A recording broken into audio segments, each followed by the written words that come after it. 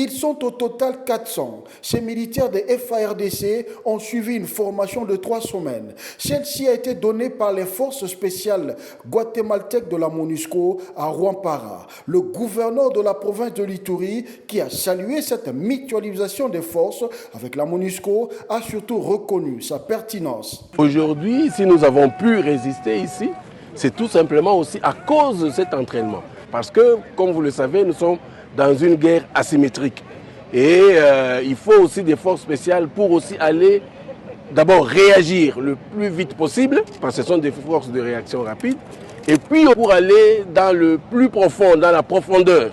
Et donc la MONUSCO, avec, n'est-ce pas, la signature de la mutualisation, entraîne nos hommes. Pour le lieutenant-général Johnny Luboya, il ne reste que Djougou comme bastion des forces négatives.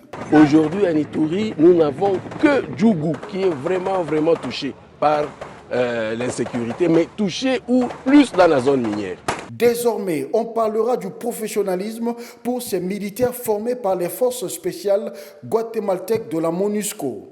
Et aujourd'hui, avec ce qu'ils ont eu comme formation, il y a le professionnalisme. Parce qu'ils ont eu les meilleurs instructeurs. La Guas Force, comme vous le savez, avec la force spéciale, ce sont des unités très bien formées. Et vous avez vu nos gens, nos éléments qui sont sortis de leurs mains, vous avez vu comment ils se sont comportés.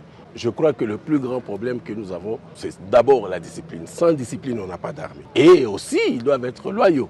Plus rien ne retiendra désormais ces militaires congolais à rétablir la paix dans la province de l'Ituri.